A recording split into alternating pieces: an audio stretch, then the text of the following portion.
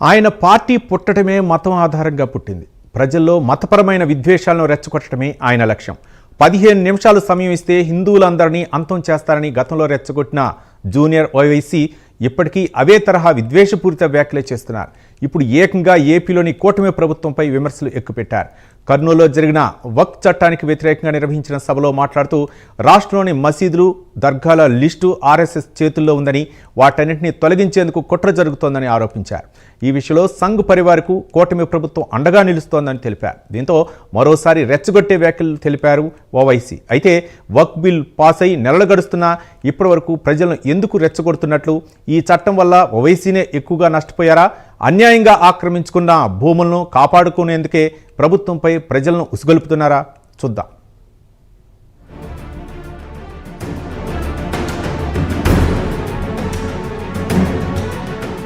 కర్నూలులోని ST BC college మైదానంలో వక్ఫ్ బచావో దుస్తూర్ బచావో కార్యక్రమంలో ఓవైసీ పాల్గొన్నారు. కేంద్రం ఇటీవల తీసుకొచ్చిన వక్ఫ్ చట్టానికి వ్యతిరేకంగా ఏర్పాటు చేసిన సభలో ప్రసంగించారు. వక్ఫ్ బిల్లుకు నితీష్ కుమార్, చంద్రబాబు నాయుడు, కుమారస్వామి, పవన్ కళ్యాణ్ మద్దతిచ్చిన విషయం మరిచిపోరాదని అన్నారు. कानून नहीं बनता अगर चंद्रबाबू नायडू, चिराग पासवान, नीतीश कुमार, कुमारस्वामी, अजीत पवार और पवन कल्याण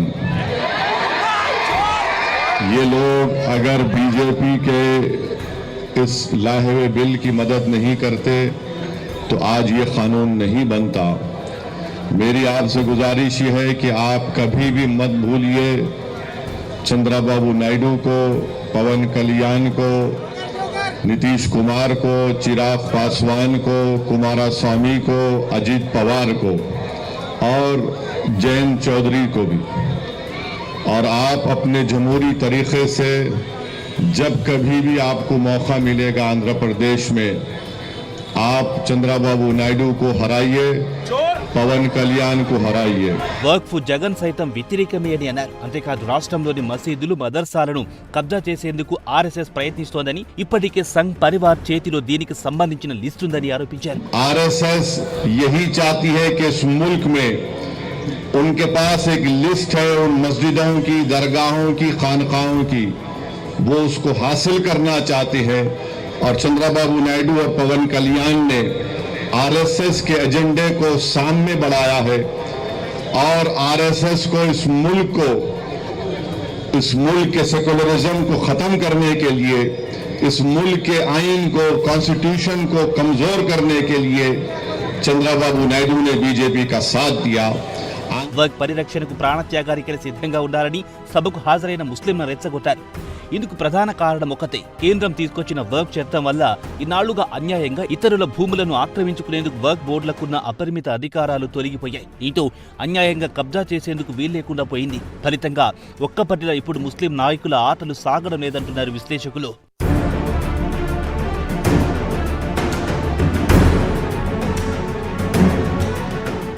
వక్ఫ్ బిల్లు పాస్ అయిన తర్వాత అన్ని స్థలాలపై ఇప్పుడు విచారణ జరుగుతోంది.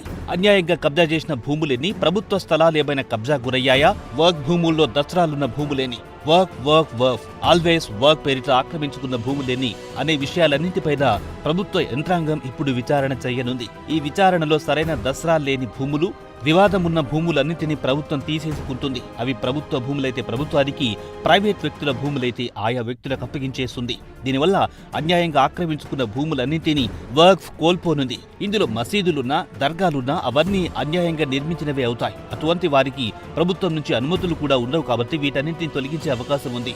అదే ఇప్పుడు ఓవైసీకి వణుకు పుట్టిస్తోంది.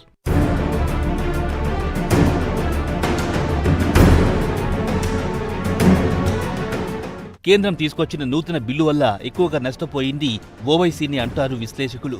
దేశంలో అత్యధికంగా వక్ఫ్ భూములున్న రాష్ట్రాల్లో మొదటి స్థానంలో ఉత్తరప్రదేశ్ ఉండగా, రెండో స్థానంలో తెలంగాణ, ఆ తర్వాత ఆంధ్రప్రదేశ్ ఉంది. తెలంగాణలో మొత్తం 77,538 ఎకరాల వక్ఫ్ భూములుంటాయి. అందులో సగానికి పైగా 57,428 ఎకరాలు ఆక్రమణ గురైనవి. రాష్ట్రంలో వేల ఎకరాల భూములున్నా వర్క్ కు వస్తున్న ఆదాయం 6 కోట్లు మాత్రమే. వర్క్ భూములు అద్దెలు సైతం దశాబ్దాల క్రితం నిర్ణయించినవే ఇప్పటికీ కొనసాగుతున్నాయి. హైదరాబాద్ లోని చాలా షాపులు నెలకు కేవలం 50 నుంచి 100 రూపాయలు మాత్రమే అద్దె చెల్లిస్తున్నారు. ఇందులో ఓవైసీ ఆయన అనుచరులే ఎక్కువగా పాతుకుపోయారనేది ప్రధాన ఆరోపణ. అందుకే వర్క్ బోర్డు అన్యాయంగా ఆక్రమించుకున్న భూములపై ప్రభుత్వం విచారణ చేయడం మొదలెడితే మొట్టమొదటిగా నష్టపోయేది ఓవైసీనే.